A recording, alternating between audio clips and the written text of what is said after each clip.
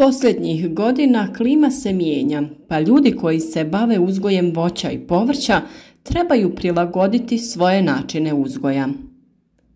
Vrijeme sjetve ili sadnje, ali i berbe te drugih agrotehničkih zahvata u vrtovima i voćnjacima se pomiče.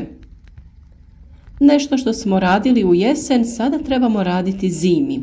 Neke biljke koje smo sijali u kasno proljeće sada sijemo ranije. Tako je i sa drugim zahvatima poput orezivanja, tretmana, gnojidbe i drugih agrotehničkih mjera. Ova godina je bila dosta pogodna za razvoj bolesti, pa je velika količina listova razbolila se i opala. Početak jeseni je bio iznadprosječno topao, pa vegetacija nije prestala, te se pojavio novi mladi list. Čak su neke voćke i procvjetale.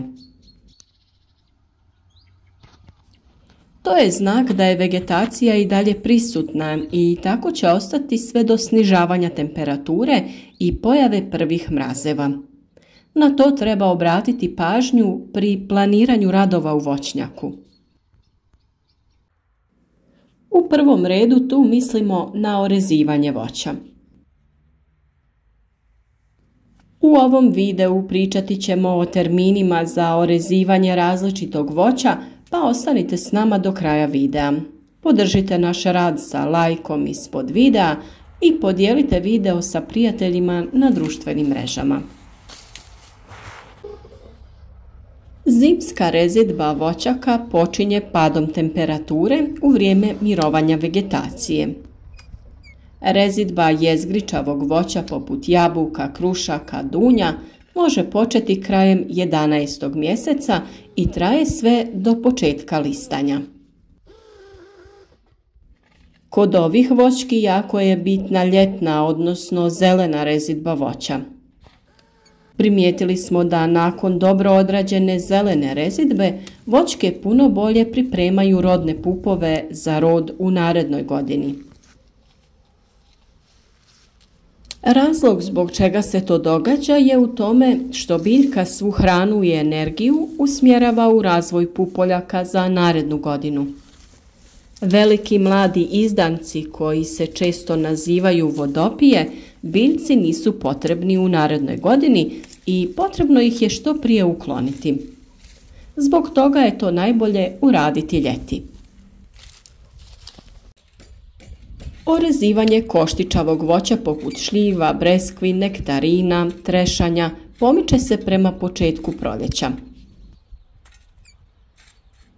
Razlog je velika osjetljivost na smrzavanje koja se povećava ako se ranije orezuje. Optimalan trenutak kada treba obaviti orezivanje je poslije opadanja lista. Prednosti orezivanja tokom kasne jeseni su višestruke. Stabla su manje izložena stresu. Prilikom rezidbe ne smetaju listovi i plodovi, te nema insekata. No ako rezidbu niste uspjeli obaviti tokom jeseni, drugi optimalan trenutak je u proljeće, prije bubrenja pupoljaka i kretanja vegetacije. Lupinasto voće, orah i lijeska treba orezivati nakon odbacivanja lišća, pa sve do kraja februara. Lijeska cvjeta već od početka do kraja zimskog perioda, pa treba pripaziti na vrijeme rezidbe kako bi osigurali nesmetano cvjetanje. Rezidba bobičastog voća poput borovnica, malina, kupina i ribizli ovisi o vrsti, pa čak i o sorti. Rezidba se obavlja drugačije za svaku vrstu bobičastog voća. Na to je potrebno posebno obratiti pažnju jer ovisno o načinu rezidbe uvjetujemo i prinose za narednu sezonu.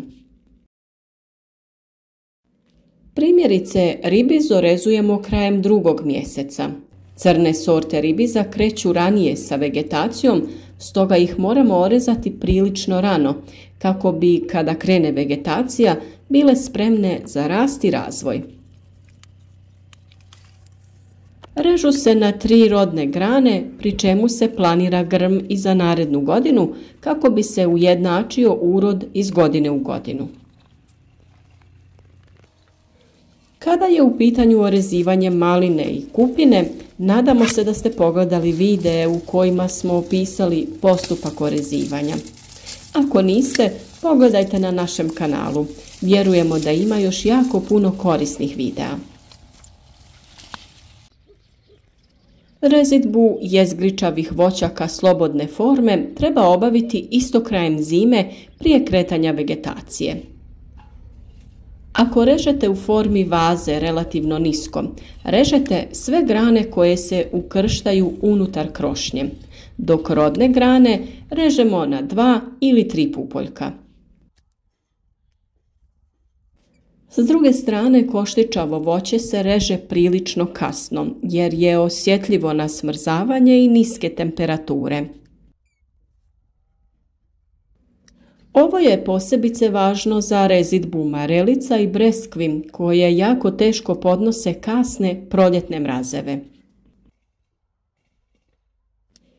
Isto kao i kod jezgričavog voća potrebno je prorijediti krošnju, ukloniti grane koje se ukrštaju i prikratiti rodne grane.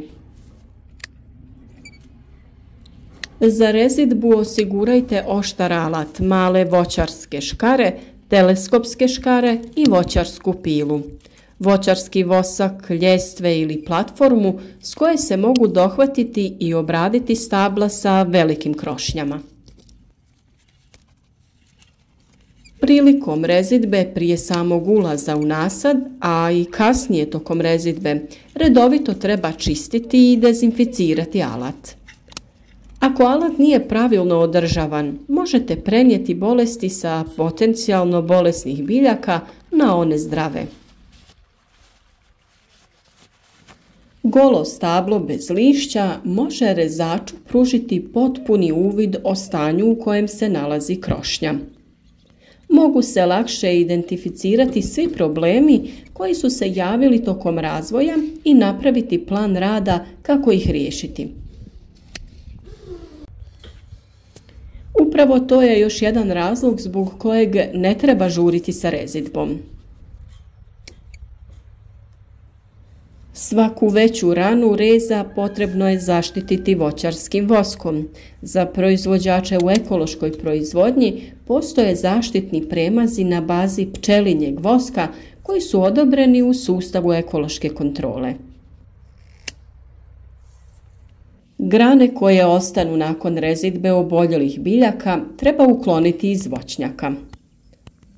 Ako imate mogućnost malčiranja, moguće ih je malčirati u samim nasadima i na taj način vratiti dio organske mase u tlo. Ukoliko sami slažete kompost, utoliko odrezane grane sasjeckajte i koristite prilikom slaganja kompostne hrpe. Prilikom planiranja uzdignutih gredica, odrezane grane stavite na dno okvira. Na njih slažite ostale slojeve potrebne za formiranje proizvodnih uzdignutih gredica. Biljke treba nastojati uvijek rezati u vrijeme opadajućeg mjeseca, kada se voda iz biljaka povlači iz nadzemnog dijela u korijen, jer tako smanjujemo mogućnost curenja biljnog soka i stvaranja povoljnog medija za stvaranje gljivica. Za tretman nakon rezidbe može se primijeniti i sumporno vapno u koncentraciji od 2% za zimsko prskanje. Sumporno vapno može se nabaviti na tržištu i primjenjuje se klasičnim prskanjem leđnim ili traktorskim prskalicama. Pored ovakvih preparata postoje i oni na bazi bakra. Prvi tretman treba uraditi kada list opadne na ne previše hladnom danu kada nema vjetra. Iz svega ovoga proizlazi da trebamo pričekati da se spuste temperature zraka, odnosno da biljka vrati vegetacijske sokove u donji dio biljke, to jest prema korijenu. Na taj način će na reznim ranama biti manje biljnih sokova, a u slučaju naglog zahlađenja biljke neće izmrznuti. Nadamo se da su vam videi na našem kanalu od koristi i da ćemo u budućnosti imati još zanimljivih tema. U narednim videima pričati ćemo o načinu orezivanja voća i formiranja krošnje, pa ostanite s nama. Podijelite ovaj video i podržite naš rad sa lajkom.